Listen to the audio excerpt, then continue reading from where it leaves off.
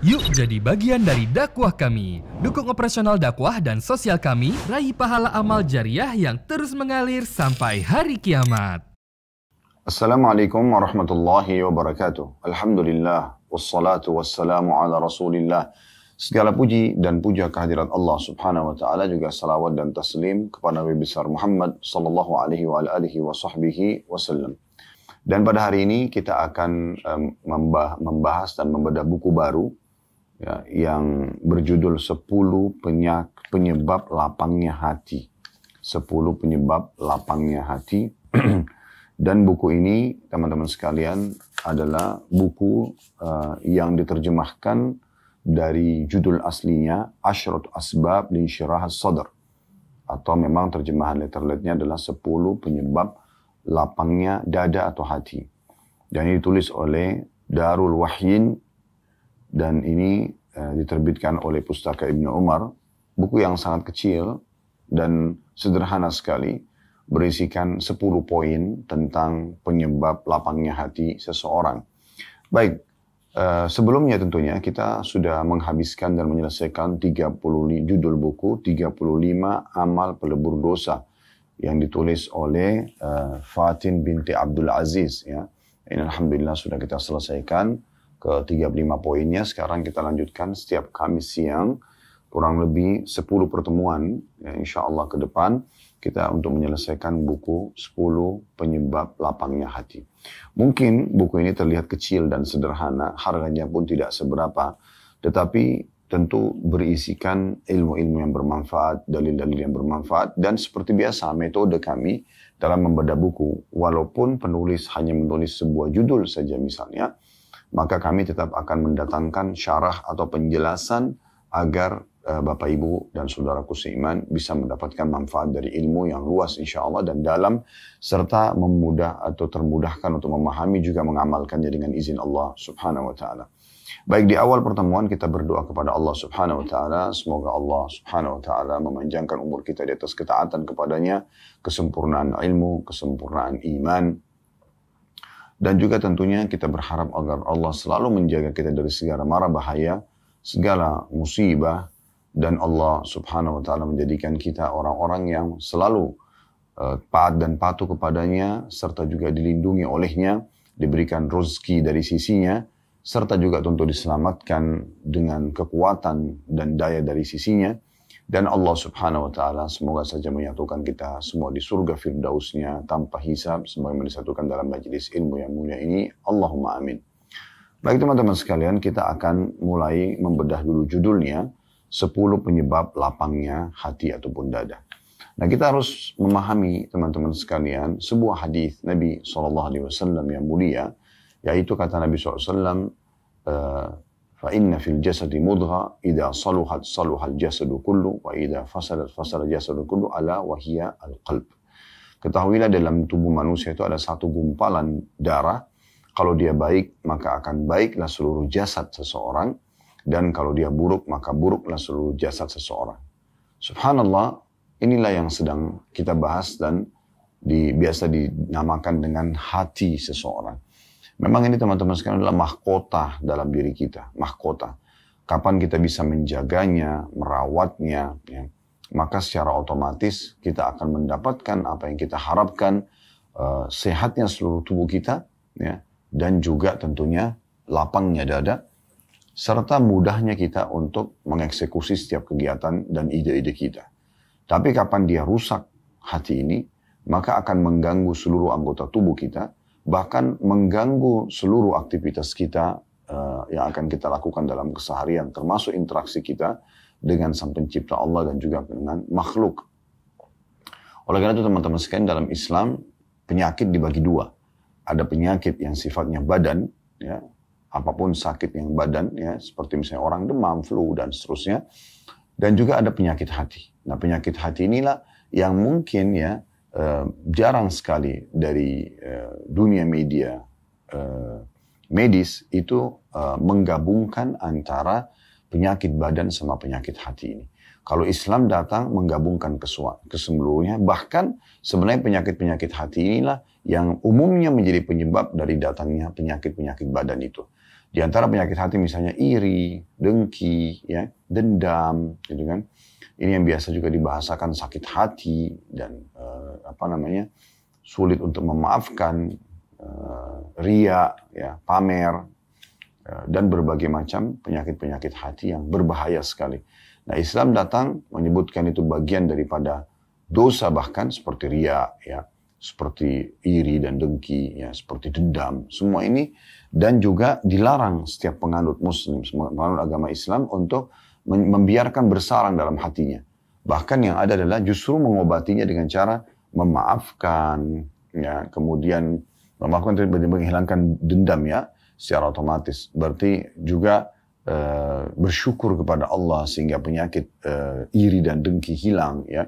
Kita syukuri apa yang ada dalam diri kita atau yang Allah berikan tanpa harus merasa iri dengan apa yang Allah berikan kepada orang lain, karena itu hak kausalitasnya Allah untuk memberikan kepada siapapun.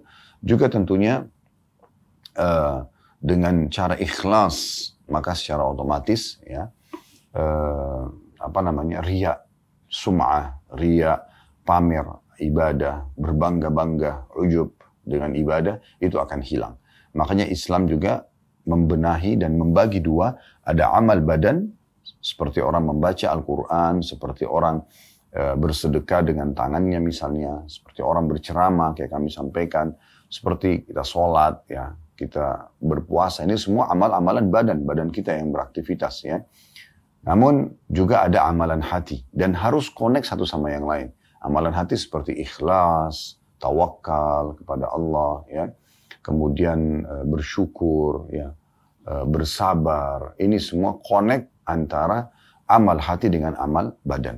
Nah, disitulah tercapai kesempurnaan balasan dari Allah Subhanahu Wa Taala. Artinya berbentuk pahala dan juga memudahkan kita untuk bisa menjalani roda kehidupan ini karena penggabungan antara dua aktivitas ini. Aktivitas badan dan juga aktivitas hati. Nah, teman-teman sekalian, syaitan berusaha agar selalu membuat hati seseorang itu gelisah, gundah, berisikan dan bersarang penyakit-penyakit hati. Oleh karena itu kita harus betul-betul melapangkan hati kita, ya, dan membersihkannya. Dan itu semua juga kembali kepada sebuah hadis Nabi SAW. Kata Nabi SAW, kalau seorang hamba melakukan ketaatan kepada Allah Subhanahu Wa Taala, maka Allah akan titikkan dalam hatinya sebuah cahaya yang terang. Dan kalau dia melakukan lagi, maka ada titik cahaya lagi sampai hatinya terang benderang. Dan kalau seandainya dia melakukan satu perbuatan dosa, maka akan dititikkan satu titik hitam dalam hatinya. Kalau dia ulangi titik hitam lagi, maka bisa saja hatinya menjadi kelam. Bahkan Allah Subhanahu Wa Taala menggambarkan ada hati yang, ya, lebih keras daripada batu. Asyaddu qaswah, lebih keras daripada batu itu. Maka ini sudah sulit sekali untuk mendapatkan peringatan. Hati-hati yang lembut, yang lunak, yang berisikan amal-amal hati seperti ikhlas, tulus, ya, pada Allah, ikhlas menerima takdirnya Allah, bertawakal kepada Allah, artinya mengembalikan hasil usaha dia kepada Allah. Kemudian juga dia memaafkan, ya, kalau ada kesalahan, maka akan membuat orang seperti ini lebih mudah untuk melalui kehidupan dia. Dan juga dia selalu siap untuk memulai sesuatu yang baru dalam hidupnya. Karena memang dasarnya, ya, dia tidak iri, tidak hasad, tidak ada penyakit. Jadi penuh dengan hal-hal yang sangat baik dalam hatinya. Maka dengan seperti ini orang-orang akan bisa lapang dada, bisa selalu tenang dan senang dalam menghadapi kehidupannya. Nah, ini gambaran tentang masalah hati itu sendiri. Tapi kalau kita sudah bersarang amal-amal hati tersebut, maka kita akan sangat lunak. Air mata kita mudah menetes dengan sedikit melihat fenomena alam saja, misalnya melihat keindahan alam semesta, ya, melihat dan merenungi bagaimana besarnya nikmat Allah pada diri kita, kesehatan yang Allah berikan, makanan, minuman, pasangan hidup, anak-anak. Kita jadi sensitif sekali untuk melihat semua itu sebagai sebuah nikmat dan kita selalu alhamdulillah. Bahkan kadang-kadang kita netesin air mata karena melihat nikmat Allah per itemnya. Bahkan sekecil apapun kita merasakan itu sebuah kenikmatan yang harus kita syukuri. Nah, kita nanti akan bisa sampai pada level itu di saat memang hati kita sangat bersih. Sampai pada tingkat kita bisa meneguk seteguk air saja. Kita akan selalu mengatakan alhamdulillah. Kita mungkin hanya bisa menggerakkan jari-jari jemari kita saja, kita mengatakan alhamdulillah, masih bisa mengancing baju kita sendiri misalnya, masih bisa mengenakan pakaian, ya, sendiri, tidak perlu dibantu oleh orang lain, itu semua nikmat yang sangat besar. Di saat Allah uji dengan penyakit, bagaimana dia harus dibantu oleh orang lain misalnya ya, dan berapa banyak orang yang tertidur di rumah sakit sana, dan mereka sangat terhalangi dari aktivitas umumnya yang dilakukan oleh orang-orang yang banyak bisa produktif dalam keseharian misalnya. Nah ini, jadi kita jadi sensitif untuk bisa melihat nikmat Allah Subhanahu Wa Taala. Ya, apalagi kalau nikmat-nikmat besar, nikmat kecil aja sudah seperti itu, nikmat besarnya luar biasa. Ya, mungkin dia bisa melaksanakan ibadah haji, mungkin dia bisa selamat dari satu tabrakan yang mematikan, pesawat mungkin yang lost control dan akhirnya harus jatuh tapi dia masih bisa selamat. Mungkin banyak hal-hal yang besar dalam hidupnya yang Allah masih selamatkan dia, maka itu lebih menyentuh lagi buat dia. Sebaliknya kalau hati itu keras, Bapak Ibu sekalian, maka dan itu sebabnya karena dosa ya, karena banyaknya pelanggaran Allah Subhanahu Wa Taala dan jauhnya dari hal-hal yang akan kita sebutkan 10 hal ini ya, 10 hal yang akan kita sebutkan insya Allah satu demi satu poin ini. Jauh dari semua ke-10 hal ini, maka hatinya bisa keras sekali. Apalagi memang dibubuhi dan dibiarkan bersarang semua penyakit-penyakit hati, dari iri, dari dengki, dari kufur nikmat, tidak bersyukur kepada Allah Subhanahu Wa Taala, dendam, egois, dan segala macam hal, akhirnya membuat dia sulit sekali untuk bisa bersyukur terhadap nikmat Allah. Sebesar apapun nikmat, senikmat apapun makanan, sebagus apapun pakaian, melimpah apapun harta, tetap aja bagi dia kecil. Tetap aja tidak ada sesuatu yang perlu disyukuri. Begitu juga bahkan kebanyakan lisannya selalu berkeluh kesah. Dan juga kalau ada musibah yang besar, ada bencana alam, gempa, banjir, segala macam, sama sekali tidak menyentuh bagi dia. Biasa aja gitu. Sebaliknya tadi kalau orang hatinya lunak, mungkin cuma melihat jenazah saja. Mungkin cuma melihat satu kejadian fenomena alam, baik keindahan ataupun sebuah ujian yang berat, gempa bumi dan sebagainya, itu sudah cukup untuk membuat mereka segera kembali kepada Allah Subhanahu Wa Taala. Bagaimana Abdullah bin Mas'ud radhiyallahu anhu pada saat berada di Kufah satu hari, terdengar guntur saja. Yang biasa kita dengarkan suara guntur di musim hujan. Ya baru saja berlalu musim hujan yang lalu ya. Bagaimana guntur kita dengarkan menggelegar di atas langit sana. Sudah jelas ini berarti ada pencipta yang mengaturnya. Dan ada juga yang mengeluarkan suara itu. Dan ada yang menciptakan suara itu. Gitu kan? Mungkin sebagian orang menganggap itu biasa-biasa saja. Tapi kata Abdullah bin Mas'ud radhiyallahu anhu, sambil beliau menampakkan ketakutannya, dan beliau berkata kepada orang di sekitarnya, sungguh ini peringatan yang sangat keras dan tegas dari yang ada di langit sana Allah SWT kepada penduduk bumi. Artinya bisa saja segera Allah binasakan bagi orang-orang yang tidak mau berhenti dari kemaksiatannya. Maka ini penting sekali untuk kita garis bawahi tentunya ya. Dan umumnya yang merusak hati itu yang membuatnya sempit adalah dosa. Ya, adalah dosa. Ya. Makanya Nabi SAW mengatakan dalam hadis beliau, salah satu hadis beliau, Al-birru husnul khuluq wal ithmu mahaka fi nafsika wa karihat an yattali'a alaihi nas. Kebaikan itu adalah dengan berakhlak mulia. Ya. Dia bertutur kata yang santun, dia berakhlak yang baik. Sedangkan kejelekan atau dosa adalah sesuatu yang menggelisahkan jiwa. Ketika kejelekan tersebut dilakukan, tentu engkau tidak suka hal itu nampak di tengah-tengah manusia. Maksudnya, salah satu ciri itu adalah dosa karena kamu tidak ingin orang lain melihatnya. Dan Nabi SAW mengatakan dalam hadis yang lain, فَإِنَّ الْخَيْرَ طُمَأْنِينَ وَإِنَّ الشَّرَّ رِيبَةً. Ketahuilah semua kebaikan, bentuk ketaatan kepada Allah Subhanahu Wa Taala akan mendatangkan ketenangan jiwa. Semua bentuk ketaatan kepada Allah Subhanahu Wa Taala, termasuk menerima takdir Allah Subhanahu Wa Taala. Ya, kenapa wajah kita begini, kenapa fisik kita begini, ya kenapa kedudukan saya hanya seperti ini, kenapa saya diuji dengan penyakit ini, kenapa. Maka seorang mukmin itu langsung menganggap itu adalah sebuah keputusan yang terbaik dari Allah Subhanahu Wa Taala dan dia menerima sebagai rukun iman yang keenam ya, dari 6 rukun iman diantaranya atau yang berisi yang keenam adalah menerima takdir baik dan takdir buruk ya. Dia beriman tentang adanya hal tersebut. Dan juga semua kejelekan pasti akan mendatangkan kegelisahan. Kejelekan maksudnya adalah dosa-dosa. Ya.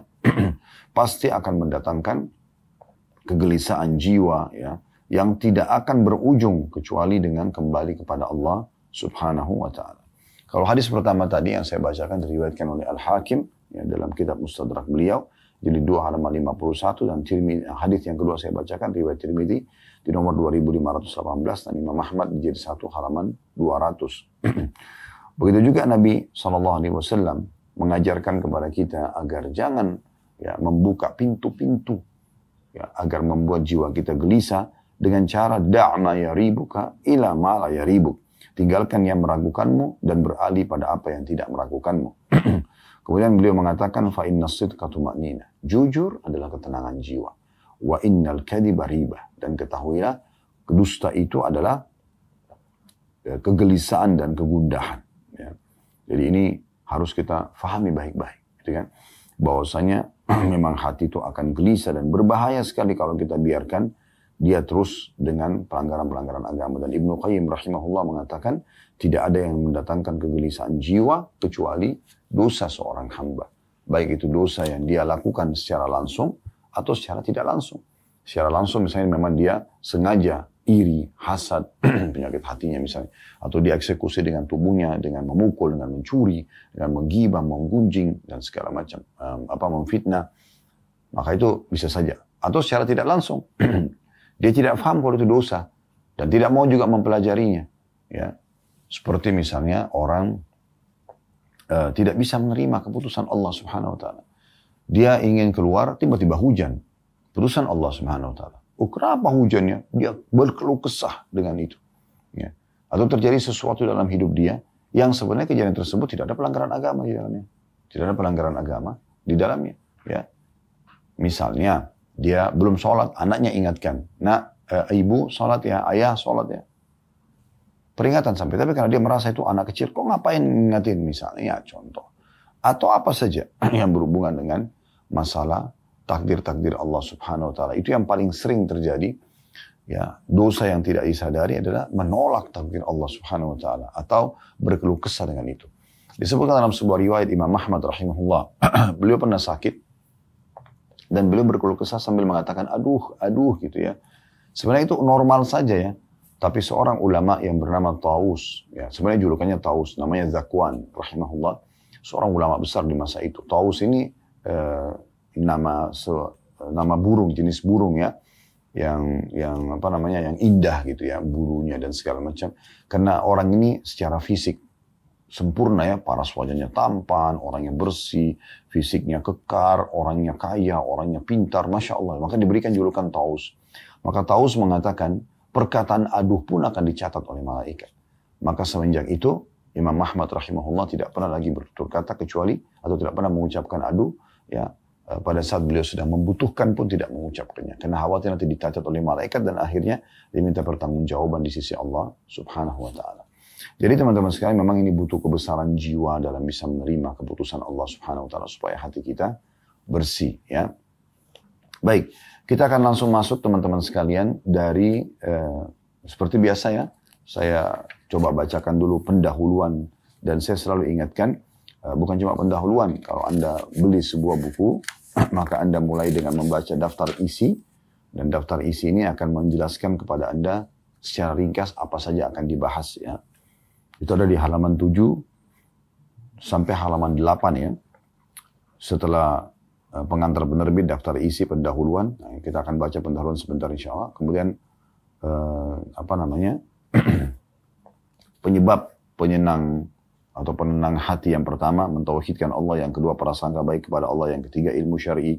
Yang keempat, berzikir dan banyak berdoa kepada Allah. Yang kelima, bersegera meninggalkan kemaksiatan dan muhasabah atau introspeksi diri. Yang keenam, senantiasa melaksanakan kewajiban.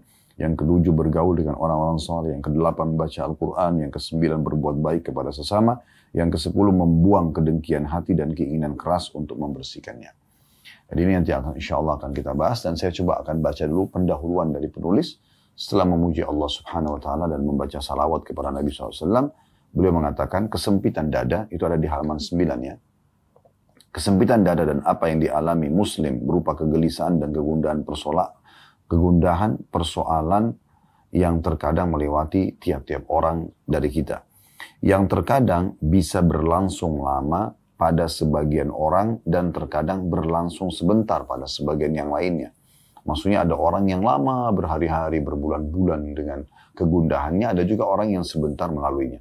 Kesempitan atau keadaan sempit dada ini terkadang menjadikan hamba sebagai tawanan, bisikan, dan was-was.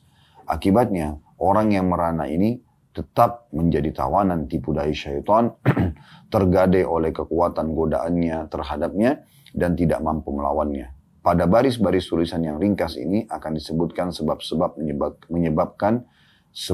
yang menyebabkan kelapangan dada dengan seizin Allah Subhanahu wa taala. Di antaranya, lalu beliau mulai masuk di sebab yang pertama. Baik teman-teman sekalian, dengan memohon kepada Allah Subhanahu wa taala keikhlasan, semoga Allah mudahkan kita membedah dengan sempurna setiap poin demi poin dari buku ini, dan juga Allah ikhlaskannya dan Allah sebarluaskan ilmu ini tentunya. Sebab lapangnya dada, jiwa, ya, hati, yang pertama adalah mentauhidkan Allah Azza wa Jalla. Mentauhidkan Allah Azza wa Jalla. Mentauhidkan artinya betul-betul mengesahkan Allah dengan penuh keyakinan dalam hati, difikirkan dengan akal fikiran, diaplikasikan dengan anggota tubuh, kalau tidak ada Tuhan yang berhak disembah kecuali Allah. Tidak ada yang memberikan rezeki, ya, yang mengangkat dan menahan rezeki, yang menambah rezeki. Tidak ada yang mengatur umur, ya, dan menghidupkan dan mematikan. Tidak ada yang memberikan penyakit dan menyembuhkannya. Tidak ada, ya, yang mengatur fenomena yang di sekitar alam, fenomena alam sekitar kita, ya, baik pergantian siang malam, turunnya hujan, musim, dan segala macam, populasi manusia. Tidak ada yang membuat seseorang itu mandul dan juga subur, dan seterusnya, contohnya dalam masalah ini, kecuali Allah Subhanahu wa ta'ala, dan betul-betul memurnikan semua itu. Serta merasa dengan tauhid ini, dengan mengesahkan Allah, dia selalu berkomunikasi dengan Tuhannya. Dia selalu bersangka baik dengan Tuhannya. Oleh karena itu, di sini dalam mentauhidkan Allah bukan hanya sekedar memahami, oh, mengisahkan Allah selesai. Ya udah, saya imani Allah sebagai Tuhan. Tidak, betul-betul harus sangat dalam. Dan ini yang dimaksud oleh penulis di sini. Jadi betul-betul kita mentauhidkan Allah Subhanahu wa taala, sehingga pada saat kita sedang ada nikmat, kita yakin yang menciptakan kita Allah, yang juga memberi nikmat itu Allah, yang bisa mempertahankan hanya Allah. Kalau kita sedang sakit dan ada musibah, maka yang menciptakan kita Allah, yang menciptakan penyakit itu Allah, dan yang bisa mengangkat musibah dan masalah itu adalah Allah. Maka saya bacakan di sini di halaman 11, di sebab pertama penenang hati, yaitu perkataan Ibnu Qayyim rahimahullah, diangkat oleh penulis, mencintai Allah Azza wa Jalla, mengenalnya, senantiasa mengingatnya, merasa tenang dan tentram kepadanya, serta mengesahkannya dengan cinta, takut, harap, tawakal, dan muamalah. Di mana dialah satu-satunya yang berwenang menghilangkan kesusahan hamba dan mewujudkan keinginannya, adalah surga dunia dan kenikmatan yang tidak bisa disamai oleh kenikmatan lainnya. Itu adalah penyebab mata para muhibbin atau orang-orang yang mencintai Allah Azza wa Jal, dan kehidupan para arifin atau orang-orang yang mengenal Allah Subhanahu wa ta'ala. Dan Ibnu Qayyim juga mengatakan, kata beliau rahimahullah, sejauh mana kesempurnaan, kekuatan dan bertambahnya tauhid itu, maka sejauh itu pula kelapangan dada pemiliknya. Nah, saya kembali jelaskan dulu perkataan Ibnu Qayyim rahimahullah. Ya, mencintai Allah Azza wa Jalla, mengenalnya, ya, senantiasa mengingatnya, ini kan semua berarti bertauhid kepada Allah, ya. Merasa tenang dan tentram kepadanya, maksudnya keputusannya, ya, dan juga bergantung padanya, memohon kepadanya, serta mengesahkannya dengan cinta. Tidak ada Tuhan selain Allah, tidak ada tempat bergantung kecuali kepada Allah, dengan penuh cinta, dengan penuh takut akan siksanya sehingga tidak berani melanggar, dengan penuh harap agar semua permintaannya dipenuhi oleh Allah, tawakal, menyerahkan hasil usaha setelah berusaha, dan juga, ya, dalam hal muamalah, interaksi dalam keseharian selalu melibatkan Tuhannya, di mana dialah Allah satu-satunya yang berwenang menghilangkan kesusahan hamba dan mewujudkan keinginannya. Jadi musibah kita bisa diangkat dan apa yang kita harapkan diberikan. Nah, itu hanya Allah Subhanahu wa ta'ala. Makanya banyak sekali nasihat para ulama berhubungan dengan masalah ini. Di antaranya seorang Arab Badui pernah muncul dalam sebuah syairnya yang kurang lebih artinya, jangan engkau gantungkan nasibmu pada makhluk, karena kalau engkau gantungkan nasibmu padanya maka dia akan marah. Tapi gantungkanlah nasibmu kepada Sang Pencipta Allah, yang kalau kau tidak memohon kepadanya justru dia akan marah kepadamu. Dan ini sesuai juga sejalan dengan sabda Nabi SAW, "Man lam yad'ullahi yaghdab alaih." Dalam hadis riwayat Tirmidzi, siapa yang tidak memohon, manja dan merengek kepada Tuhannya Allah, maka Allah pun akan murka kepadanya. Ya. Dan kenikmatan ya, yang luar biasa kalau Allah tanamkan dalam hati seperti ini, ya ini kalau ada tanaman tauhid, selalu sama Tuhannya, selalu sangka baik dengan Tuhannya. Apapun keputusan Allah dia selalu ridho, ya sehat, sakit, ya miskin, kaya, selalu saja dia baik pada Tuhannya. Seperti nanti akan kita jelaskan dalam poin yang kedua insya Allah nanti ya, pertemuan akan datang bersangka baik kepada Allah, maka dia akan selalu tentram hidupnya. Ya. Dan juga perkataan Ibnu Qayyim tadi yang terakhir adalah makin dalam pengetahuan tauhid seseorang, makin kuat keyakinannya kepada Allah SWT, maka makin jauh pula kelapangan dada pemiliknya. Ya, makin mudah sekali dia untuk menerima. Contoh misalnya, pada saat nikmat sedang ada, kita bersyukur. Dan itu tidak sulit untuk bersyukur. Ya. Umumnya orang semua mengatakan, oh ya Alhamdulillah. Sebentar misalnya kita buka puasa, kita dapat makanan, minuman, kita merasa nyaman. Maka itu oke-oke saja. Kita dengan mudahnya kita bisa langsung bersyukur. Tapi yang perlu kita titik beratkan, syukur ini sebuah sayap kehidupan yang selalu harus dipandarkan dengan sayap yang lain, yaitu sabar pada saat ujian datang. Karena tidak mungkin orang tidak diuji oleh Allah Subhanahu wa Ta'ala. Oleh karena itu kita harus paham benar-benar poin masalah ini. Sebagaimana kita bisa syukuri dan menerima kalau kita diberikan nikmat, kita juga harus bisa bersabar pada saat kita diberikan ujian. Itu poin yang sangat luar biasa yang harus kita pahami. Ya. Sehingga kalau kita pernah sehat, kita juga bisa menerima pada saat kita sakit. Kita pernah kenyang, kita juga bisa menerima pada saat kita lapar. Pada saat kita tua, kita bisa menerimanya. Karena kita juga pernah, atau kita muda, kita bisa menerima, syukuri, dan kita bisa menerima pada saat kita sudah tua dan pikun, sehingga tidak kekuatannya berkurang dan segala macam. Semua itu adalah partner kehidupan yang harus ada. Sebagaimana juga kita hidup, kita akan mati. Dan puncaknya nanti di akhirat ada surga dan ada neraka. Baik teman-teman sekalian, berbicara masalah tauhid kepada Allah Subhanahu wa Ta'ala, saya akan coba melihat dan melirik apa yang ditulis oleh Syekh Abu Bakar Jazair rahimahullah dalam kitab Minhajul Muslim beliau. Ada 4 bab yang beliau angkat di awal bab kitab akidah beliau, itu tentang masalah mentauhidkan Allah Subhanahu wa Ta'ala. Beliau mengatakan, saya bacakan apa yang ditulis ya.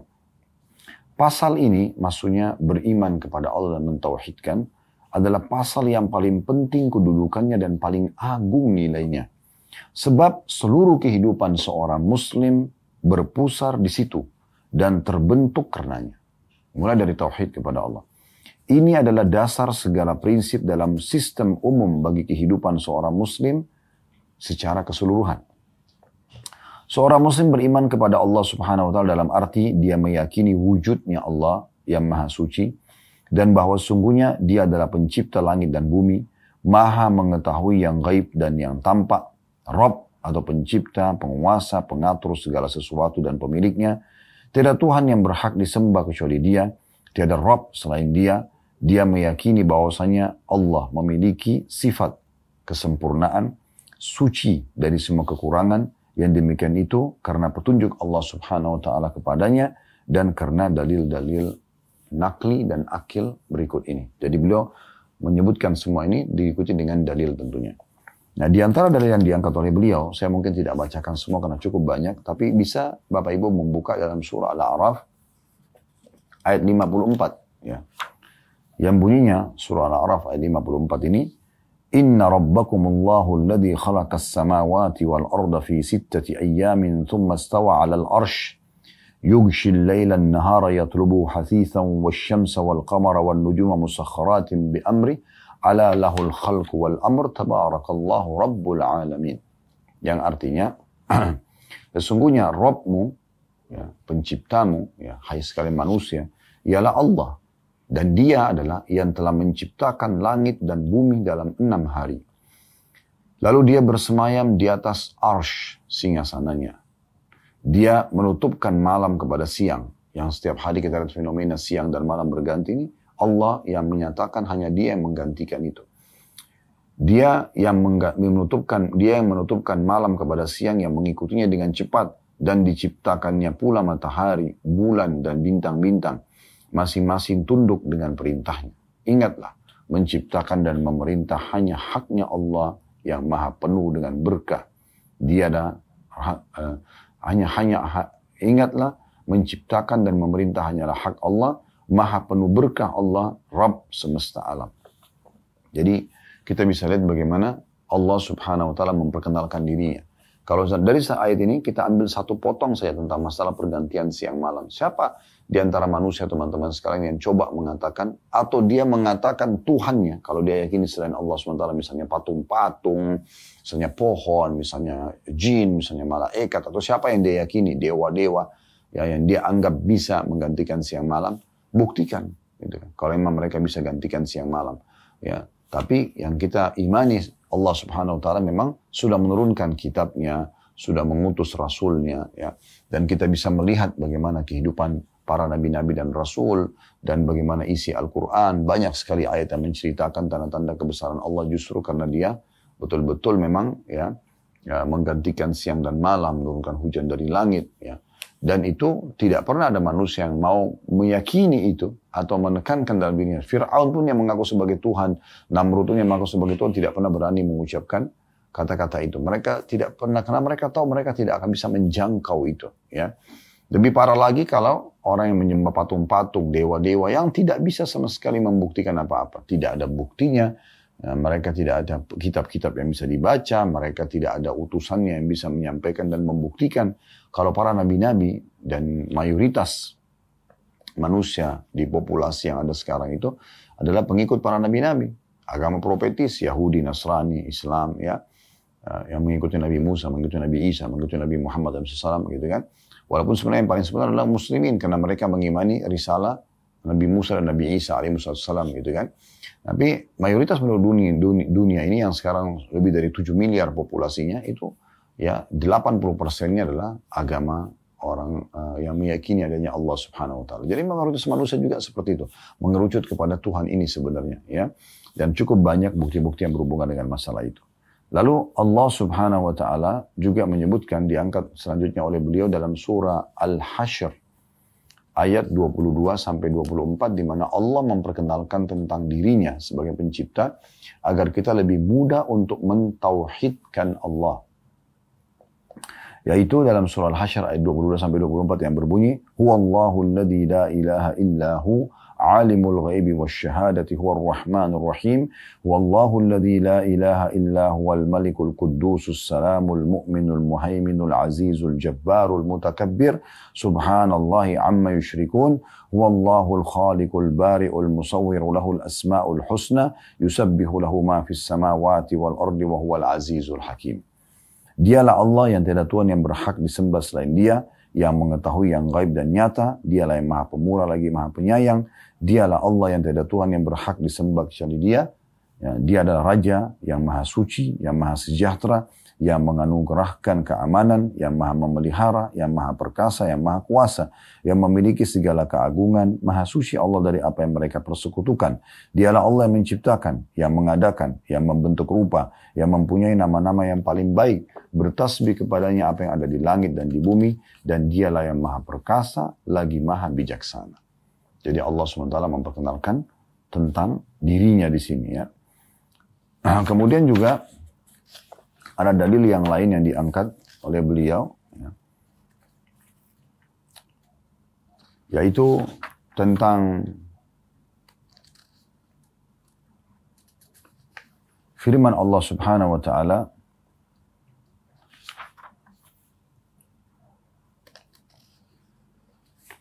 di dalam surah Ar-Rum ayat 27 yang bunyinya, wa huwa alladhi yabda'ul khalqa thumma yu'iduhu wa huwa ahwanu 'alaihi wa lahul mathalul a'la fis samawati wal ardi wa huwal azizul hakim. Dialah yang menciptakan manusia dari permulaan, kemudian mengembalikan atau menghidupkannya kembali, dan menghidupkan kembali itu lebih mudah baginya, dan baginya lah sifat yang maha tinggi di langit dan di bumi. Dialah yang maha perkasa lagi maha bijaksana. Dan sekian banyak dalil-dalil yang berhubungan dengan masalah hal yang serupa dengan ini. Intinya sebenarnya berapa banyak di antara manusia yang telah mengimani Allah Subhanahu wa taala, hanya saja memang sangat sedikit di antara mereka yang mentauhidkan Allah secara murni.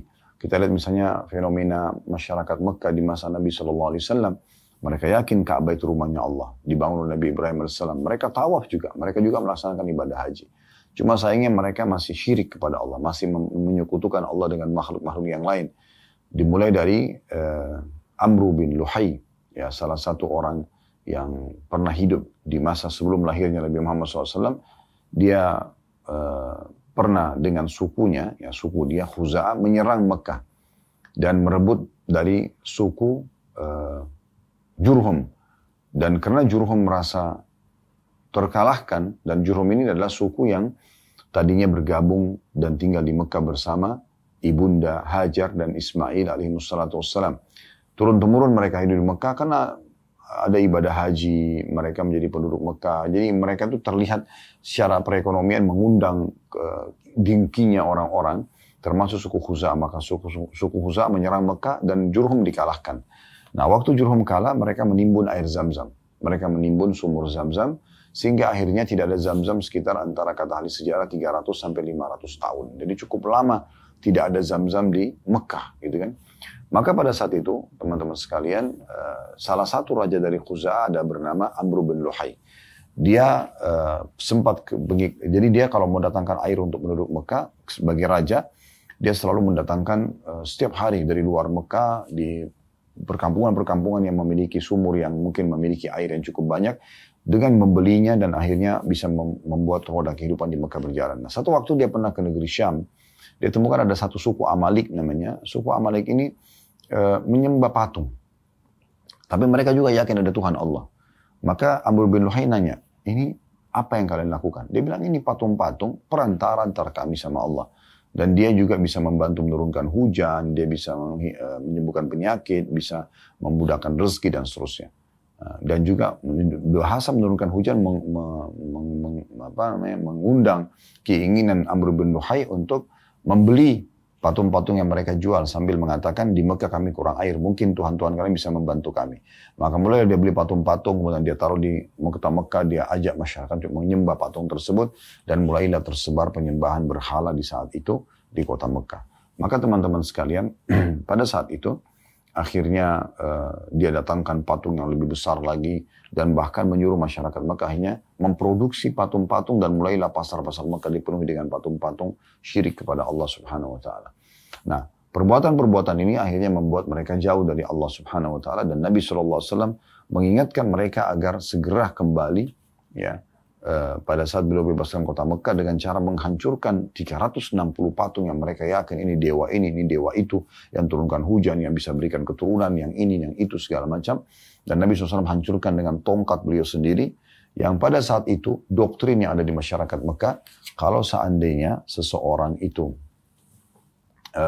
melihat saja ke salah satu patung mereka anggap Tuhan namanya Hubal, itu bisa kualat.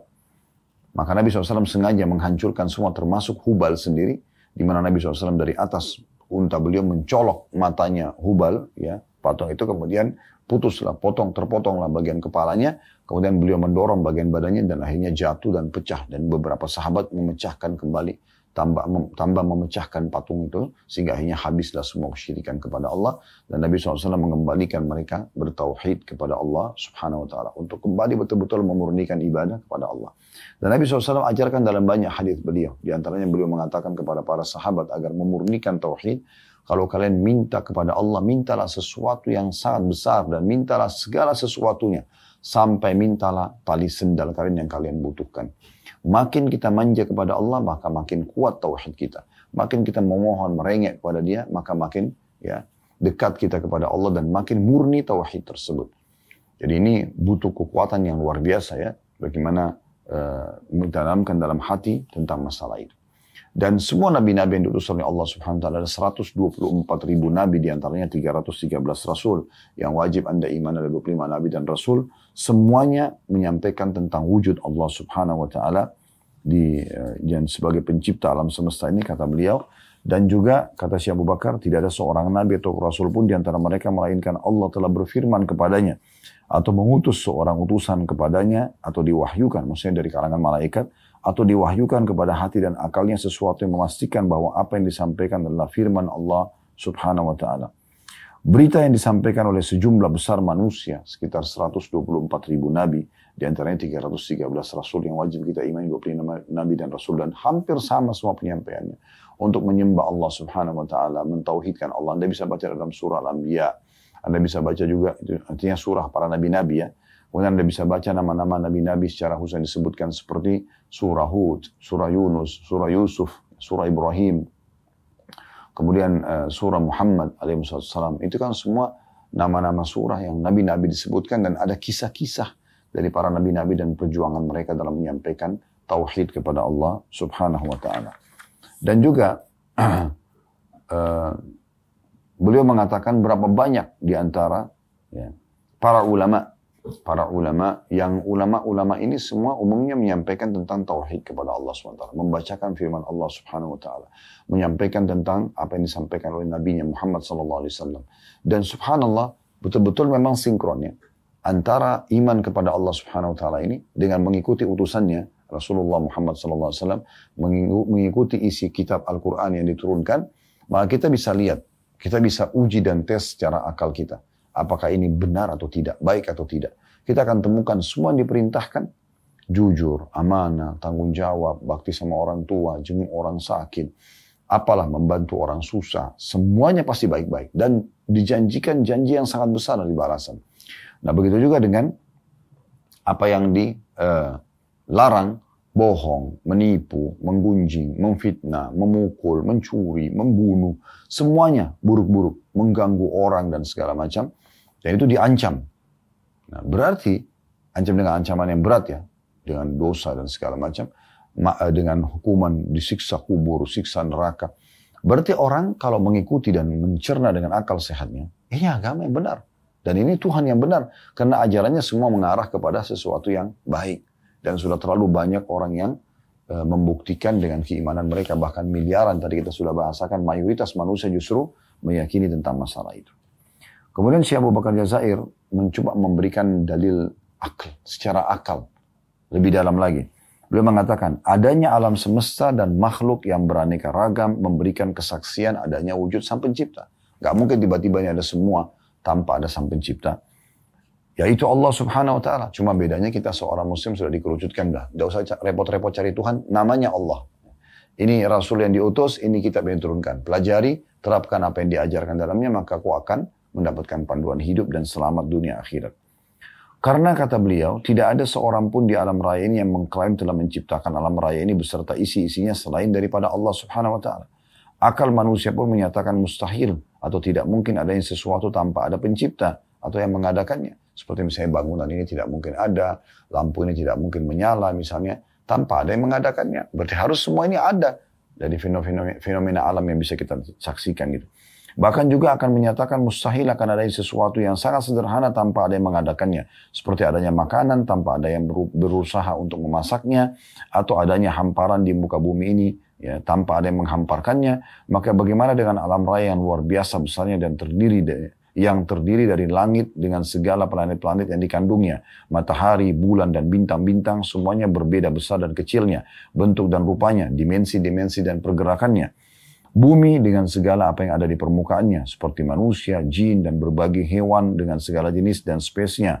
Dan dengan segala perbedaan warna dan bahasa. Perbedaan pengetahuan dan pemahaman, karakteristik dan ciri. Dan dengan segala apa yang dikandungnya seperti barang-barang tambang yang bermacam-macam dikandung oleh bumi.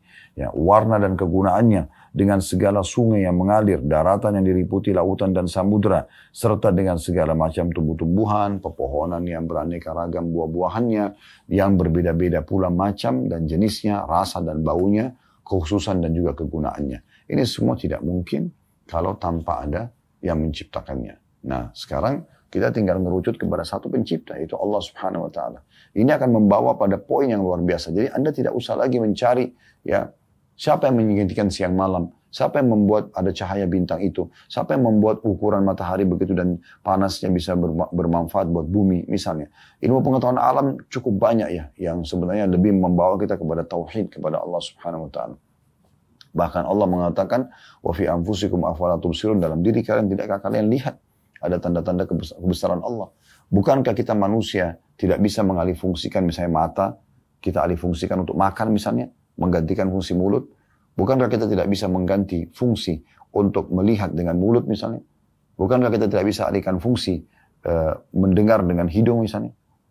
Tidak bisa juga kita alihkan fungsi kita menghirup ya atau mencium bau dengan kuping kita? Tidak bisa. Semuanya ada fungsinya masing-masing. Dan semua ada kadarnya. Semua ada ukurannya. Ada karakteristiknya, gitu kan. Ada gunanya, fungsinya. Dan itu tidak bisa dialihkan. Maka ini pasti ada yang mengaturnya semua. Nah, kelebihan Anda sebagai seorang muslim, Allah mengajarkan Anda bertauhid. Udah esakan aja. Semua itu yang kau jangkau dengan tidak jangkau dengan matamu di alam semesta ini, di langit sana, di bumi, di kedalaman lautan, semua kembali kepada kalimat tauhid, la ilaha illallah. Tidak ada yang menciptakan, tidak ada yang mengadakan, tidak ada yang mengurus. Ya, semua itu kecuali Allah subhanahu wa ta'ala. Makanya ada kisah klasik yang sudah lama, di awal-awal dakwah pernah kami sampaikan, kembali saya ingatkan. Ada seorang salafus saleh dulu mengadakan perjalanan, dan masa itu orang cuma mengandalkan cahaya matahari saja. Jadi kalau mereka jalan di siang hari dari pagi sampai menjelang maghrib, habis itu mereka istirahat. Tunggu besok, baru mereka jalan lagi. Nah seperti itu yang kurang lebih mereka lakukan. Maka yang terjadi teman-teman sekalian, satu waktu dia jalan, kemudian tiba menjelang maghrib, dia berada di sebuah hutan. Sudah gelap, nggak bisa lagi dia keluar gitu. Dia harus tunggu besok baru dia bisa jalan, karena gelap sekali.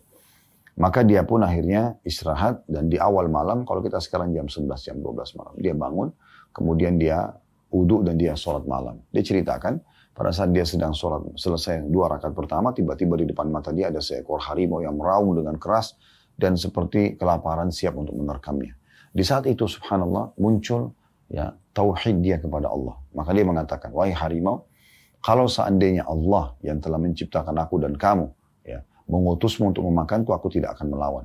Tapi kalau seandainya engkau datang untuk mengganggu ibadahku dengan Allah, ya maka pastinya aku akan minta kepadanya untuk membinasakanmu. Maka tiba-tiba harimau tersebut pergi dan meninggalkan orang saleh. Ya, jadi keyakinan kita bahwasanya yang menciptakan harimau itu adalah Allah. Bahkan yang bisa mengalihkan kita keburukan serangan harimau tersebut adalah Allah subhanahu wa ta'ala. Begitu juga dengan segala hal. Penyakit misalnya, yang ciptakan kita Allah, yang ciptakan penyakit Allah, yang bisa menyembuhkan hanya Allah. Makanya Nabi Ibrahim AS mengatakan dalam Al-Quran, Allah kekalkan, wa idha maritu fahuwa yashfin. Kalau saya sakit, maka dia yang menyembuhkan saya, maksudnya Allah subhanahu wa ta'ala. Nah ini semua bentuk-bentuk tauhid kita kepada Allah. Apapun ujian datang, berarti Allah sedang menguji kita, kita bersabar. Gitu kan. Kita tinggal kembalikan, apakah secara agama ini, sebabnya adalah kita sendiri dosa, kita tinggal introspeksi diri, kita bertaubat kepada Allah. Atau memang dasarnya itu adalah kebenaran, tapi kita dipastikan harus mengikutinya, supaya kita terima takdir Allah subhanahu wa ta'ala. Apapun keputusan Allah subhanahu wa ta'ala, kita terima. Lalu kemudian kita minta agar Allah subhanahu wa ta'ala membuat hati kita tenang menerimanya. Ya. Apakah ciptaan fisik kita, apakah keadaan ekonomi kita, apakah fenomena yang sedang terjadi dalam kehidupan rumah tangga kita, misalnya belum dikaruniai anak, misalnya terjadi kekurangan rezeki, ya, pendapatan sehingga kita harus pas-pasan, atau lagi sakit, kita mau berobat kekurangan harta, maka itu ujian dari Allah. Oh ini Allah lagi uji saya, maka kita bersabar. Caranya kita menerima takdir Allah, kemudian kita ikhtiar mencari jalan keluar agar Allah subhanahu wa ta'ala memudahkan untuk kita melalui ujian tersebut. Dan beliau mengatakan juga, secara akal juga, adanya firman Allah subhanahu wa ta'ala dalam Al-Quran yang bisa kita baca, kita fahami maknanya, membuktikan adanya wujud Allah subhanahu wa ta'ala. Karena sangat mustahil ada pembicara atau kalam tanpa adanya pembicara atau mutakallim. Ya. Atau adanya ucapan tanpa ada yang mengucapkan. Jadi kalam atau firman Allah menunjukkan wujudnya. Dan ini mengandung ya, ajaran yang paling kokoh dan sempurna yang pernah diketahui oleh manusia.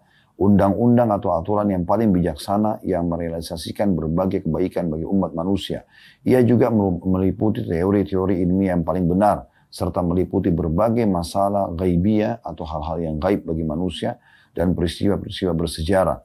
Dan di dalam semua itu atau semua hal itu, ia sangat tepat dan benar. Tidak ada satu hukum atau aturan pun dari hukum-hukum yang dikandungnya yang tidak merealisasikan kegunaan dan manfaatnya sepanjang zaman. Sekalipun waktu dan tempat berbeda. Tidak ada satu teori pun dari teori-teori yang ada di dalamnya yang kadaluarsa. Dan tidak ada satu masalah gaib pun yang tidak terbukti dari perkara-perkara gaib yang diberitakan. Dan tidak ada seorang pun ahli sejarah yang berani membatalkan satu kisah dari kisah-kisah yang dimuat dalam firman Allah dalam Al-Quran. Lalu kemudian ia mendustakannya atau mampu mendustakan atau menafikan suatu kejadian dari kejadian-kejadian bersejarah yang disebutkan dan diinformasikan secara rinci. Al-Quran berisikan tentang sejarah umat-umat sebelum kita.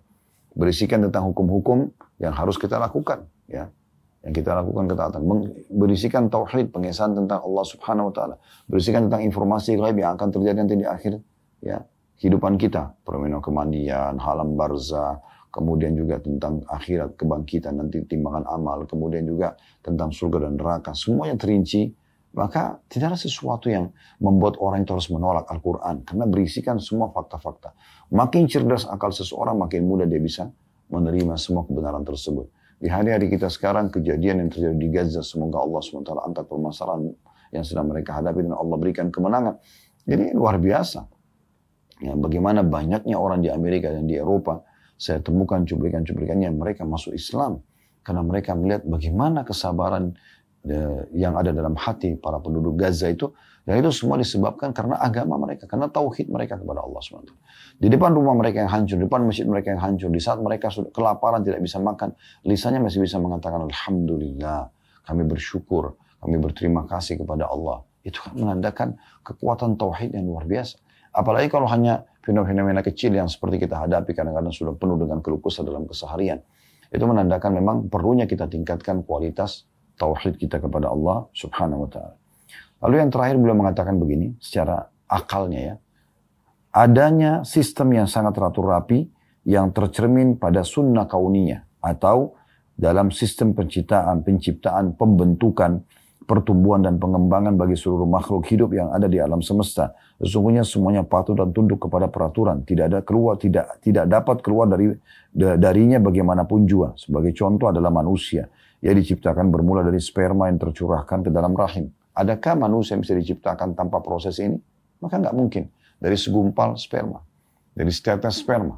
Lalu siapa yang ciptakan dia? Pemilik sperma itu. Siapa yang ciptakan sperma itu? Siapa yang membuat sistem harus melalui sperma itu?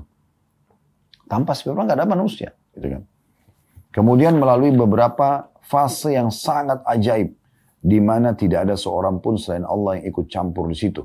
Terbentuknya dari sperma ketemu sama sel telur. Bahkan saya pernah melihat langsung cuplikan ilmiah ya, bagaimana sperma yang tertuangkan itu dia hidup dipakai alat canggih sehingga dibesarkan, dia bergerak dan ada asam di rahim wanita yang memang itu dibuat juga oleh Allah SWT sebagai bentuk pertahanan sehingga banyak mematikan sperma dan yang lolos 1-2 sperma. Kalau 1 berarti jadi 1 anak, kalau 2 mungkin jadi kembar gitu kan. Itu kemudian sperma itu jalan seperti punya perintah. Bagaimana dia jalan dan bentuknya agak unik ya.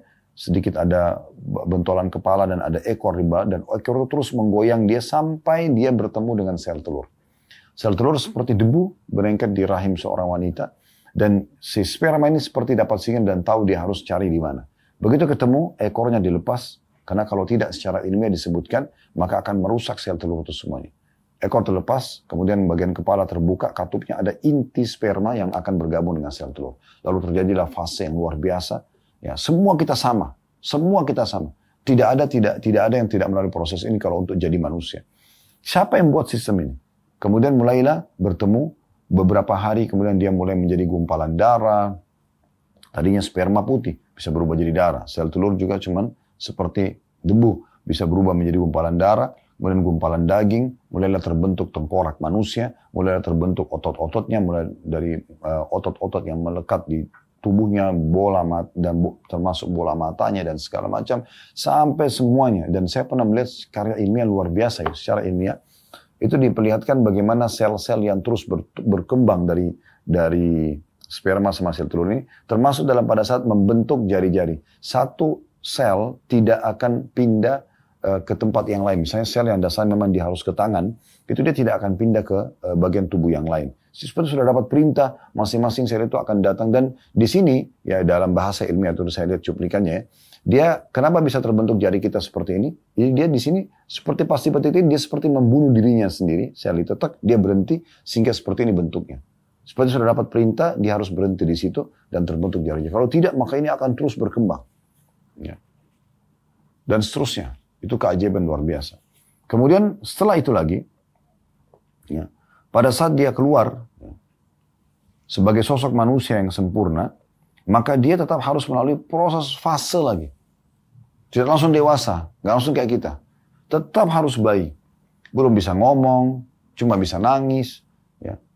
Kemudian mulailah dia tumbuh besar, lebih besar menjadi anak-anak, tetap sama masih butuh bantuan orang di sekitarnya, terutama kedua orang tuanya. Kemudian sama juga masih proses dia harus belajar, tubuhnya masih terus tumbuh sampai dia menjadi dewasa. Kemudian setelah itu angan-angannya sama, membangun rumah tangga, punya pendapatan. Kemudian setelah itu dia mulai tua dan meninggal dunia. Fasenya sama. Ini kalau tidak ada pencipta, lalu siapa yang mengatur semua ini? Bagaimana bisa? Itu dalam diri manusia sendiri. Ya. Jadi penciptaannya, pembentukannya, pertumbuhannya, perkembangannya, dari bayi hingga dia meninggal dunia, ini menandakan luar biasa bagaimana ada pencipta yang mengatur semua itu. Kalau kita tahu ada pencipta yang mengaturnya, kenapa kita tidak kembali kepada pencipta itu? Lalu beliau mengatakan, demikian juga terjadi pada hewan-hewan, pohon-pohon, tumbuh-tumbuhan. Ya. Dan apapun benda-benda yang bisa dijangkau oleh mata kita, yang tidak bisa juga dijangkau oleh mata kita. Semuanya itu melalui satu sistem yang mau nggak mau harus dilewati. Maka ini menandakan luar biasanya seseorang itu ya, menyadari ada Tuhannya Allah SWT dan tinggal kembali kepada Tuhannya Allah Subhanahu Wa Taala. Betapa bahagianya para nabi-nabi dan orang-orang yang sudah mentauhidkan Allah. Mereka betul-betul merasa terpandu dalam hidupnya dan mereka bahagia di dunia, mendapatkan apa yang mereka harapkan karena mereka kembali kepada Tuhannya Allah SWT dan juga tentunya di akhirat mereka akan mendapatkan yang terbaik. Allahu a'lam. Ini bahasan kita teman-teman sekalian insyaAllah. Dan kembali saya mengajak teman-teman untuk saling dukung-mendukung dalam kebaikan. Sebagaimana Allah sebutkan dalam surah Al-Ma'idah surah nomor 5 ayat 2. Wa ta'awanu al-birri wa taqwa. Saling dukung-mendukung dalam kebaikan dan ketakwaan.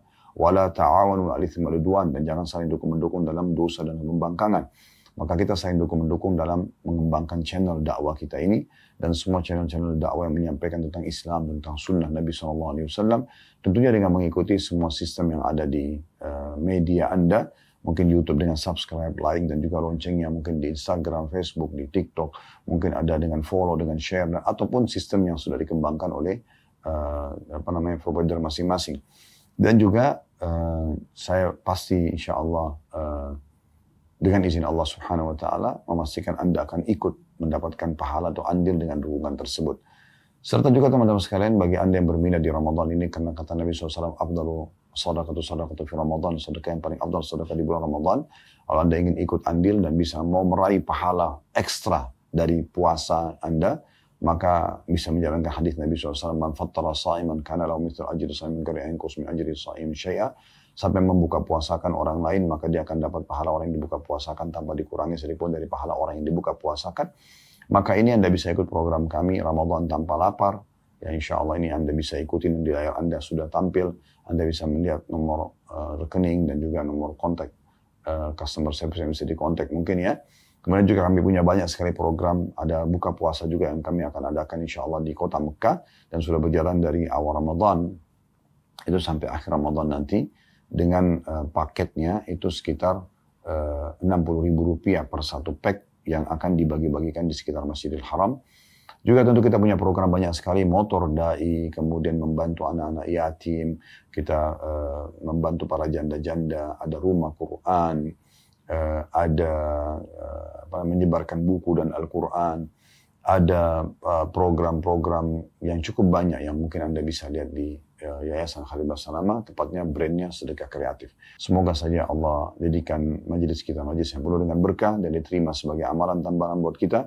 Jangan lupa teman-teman sekalian mendoakan agar negara kita menjadi dengan aman, tentram, damai, dan Allah selalu jaga persatuan dan kesatuan juga kemerdekaan kita.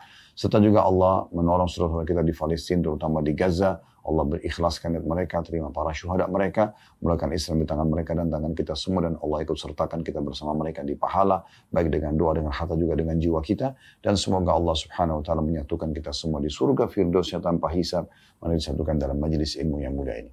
Oleh benar dari Allah, pada saat ini saya mohon dimaafkan. Subhanakallahumma bihamdika, asyhadu an la ilaha illa anta astaghfiruka wa atubu ilaik. Wassalamualaikum warahmatullahi wabarakatuh.